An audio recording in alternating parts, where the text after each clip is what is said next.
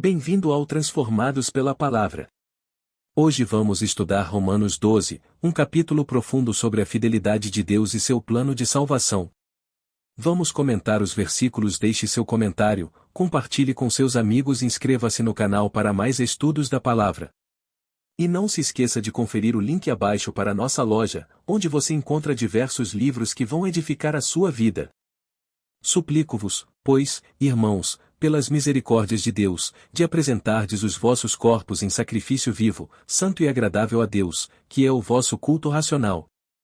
A partir desse momento, até o final desta epístola apostólica, Paulo vai apresentar uma série de aplicações práticas à teologia explanada de 1 a 11.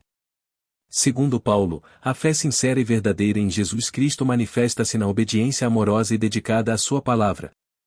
Jesus foi o último e suficiente sacrifício, e pagou todo o pecado humano diante da lei de Deus, concedendo ao crente livre acesso à presença do Pai. De Cristo em diante, os sacrifícios passaram a ser prestados no templo do corpo humano, no Santo dos Santos do coração, onde habita o Espírito Santo. Como toda doutrina tem seu lado prático, o ensino de Paulo vem acompanhado de exortações éticas muito semelhantes ao ensino de Cristo nos 4 evangelhos, principalmente no conhecido Sermão do Monte. Paulo usa a palavra grega parastesai, a qual já havia usado com o sentido de apresentação, dedicação, oferta. Temos aqui uma descrição mais abrangente das virtudes proporcionadas pela ação do Espírito Santo à vida dos cristãos sinceros. Paulo ainda esclarece que o culto prestado pelos cristãos é diferente do culto meramente cerimonial prestado no templo em Jerusalém. Ao usar o termo grego logikos, Paulo caracteriza o culto cristão como sendo uma atitude pessoal e diária de devoção, adoração e serviço a Deus e aos semelhantes. A expressão logikos confere ao culto a qualidade de o espiritual e autêntico, algo um tanto diferente da expressão racional publicada por algumas versões. E não sede conformados com este mundo, mas sede transformados pela renovação da vossa mente, para que experimenteis qual é a boa, agradável e perfeita vontade de Deus. Paulo adverte que o cristão não deve tomar a forma deste sistema mundial com suas concepções de sucesso e glória, ou maldades e corrupções, mas permitirmos que uma transformação se processe em nossa vida. Essa expressão, nos originais, só aparece nas narrativas sobre a transfiguração de Cristo e que é um ótimo comentário desta passagem. Os cristãos devem viver no presente século, em grego aion, com a perspectiva da era de Cristo, época em que estaremos com Cristo por ocasião de seu glorioso retorno. Assim, devemos viver aqui e agora como cidadãos do céu e herdeiros do reino, no mundo vindouro. Pois eu digo, pela graça que me é dada, a cada homem dentre vós, que não pense de si mesmo mais altamente do que deve pensar, senão que pense com sobriedade, segundo a medida da fé que Deus deu a cada homem. Porque assim como temos muitos membros em um corpo, e nem todos os membros têm a mesma função, assim nós, que somos muitos, somos um só corpo em Cristo, e cada um, membros os uns dos outros. Então, tendo diferentes dons, segundo a graça que nos foi dada, se for profecia, profetizemos segundo a medida da fé. Com o novo nascimento, Deus presenteia a cada um de seus filhos com, pelo menos, uma capacidade espiritual com a qual o cristão passará a abençoar seus irmãos na fé e todas as demais pessoas à sua volta. A palavra grega usada nos manuscritos gregos originais para descrever os dons especiais da graça é charismata. Se é ministério, seja em ministrar, se é ensinar, haja dedicação no ensinar, ou o que exorta, na exortação, ou o que reparte, faça-o com simplicidade, o que governa, com diligência, ou o que demonstra misericórdia, com alegria.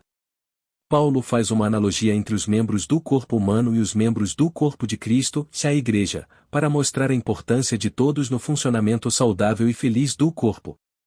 Cada membro tem uma função vital e a deve exercer a favor da unidade e bem-estar do grupo. A ênfase recai sobre a unanimidade em meio à diversidade. Como o poder provém de Deus, não é admissível que um cristão, membro do corpo, tome atitudes de superioridade, orgulho pessoal ou de justiça aos seus próprios olhos. A humildade sincera deve nortear todos os relacionamentos. Ouvir e refletir antes de falar e agir. O amor seja sem hipocrisia. Aborrecei o que é mau e apegai-vos ao que é bom. O amor é um dom de Deus, que por meio do Espírito Santo, capacita o cristão a expressá-lo de forma prática e adequada, funcionando como suporte para o exercício de todos os demais dons e manifestações do próprio Espírito. Só uma mente renovada por Cristo consegue amar dessa forma. Por ser esse o maior e mais lindo cartão de visitas que um cristão e uma igreja possam apresentar ao mundo perdido, Satanás não se cansará de atacar essa área na vida pessoal de cada crente e de sua comunidade. Sede amigavelmente afeiçoados uns aos outros com amor fraternal, preferindo-vos em honra uns aos outros. Não sejais negligentes nas atividades, ferventes no espírito, servindo ao Senhor. Regozijai-vos na esperança, sede pacientes na tribulação, perseverai na oração. O cristão tem em seu coração um tipo de esperança totalmente diferente de todas as demais esperanças. É a esperança com certeza ou da companhia e redenção de Cristo em sua vida, fato que produz a alegria do salvo. Devemos perseverar com coragem e certeza da vitória, porquanto a aflição, especialmente para o cristão nesse mundo, é uma experiência inevitável. Por isso, o crente deve o viver em oração, ou seja, viver conversando com Deus em seu íntimo, sem a necessidade de rezas ou mantras repetitivos. Não somente em tempos difíceis, mas diariamente a fim de manter comunhão com Deus mediante a oração. Participai à necessidade dos santos, sede dados à hospitalidade, abençoai aos que vos perseguem, abençoai e não amaldiçoeis. Paulo está ecoando os ensinos de Jesus Cristo nos Evangelhos. O cristão tem responsabilidades sociais para com todo o mundo, especialmente com os irmãos de fé. Regozijai-vos com os que se regozijam, e chorai com os que choram. Tende o mesmo pensamento uns para com os outros, não aspireis posição, mas identificai-vos com o humilde. Não sejais sábios em seus próprios conceitos. Não retribuas a nenhum homem mal por mal, procurai as coisas honestas à vista de todos os homens. Paulo reflete sobre um antigo conceito citado na Septuaginta, suete em grego. O caráter e o comportamento do cristão nunca deve estar abaixo dos altos padrões morais e éticos dos evangelhos, e de outra forma, provocará o desdém e a zombaria dos incrédulos, prejudicando a boa reputação do evangelho. Se for possível, no que depender de vós, vivei em paz com todos os homens. Amados, não vos vingueis a vós mesmos, mas dai lugar à ira, porque está escrito, a vingança é minha, e eu recompensarei, diz o Senhor. Portanto, se o teu inimigo tiver fome, alimenta-o, ou se ele tiver sede, dá-lhe de beber, porque fazendo isto, amontoarás brasas de fogo sobre a sua cabeça. Não sejas vencido pelo mal, mas vence o mal com o bem. É tão difícil viver em paz com nossos semelhantes, que Jesus impetrou uma bênção especial sobre esses heróis. Por isso, no que depender do cristão, e ainda que com certos prejuízos, ele deve buscar a paz com todos.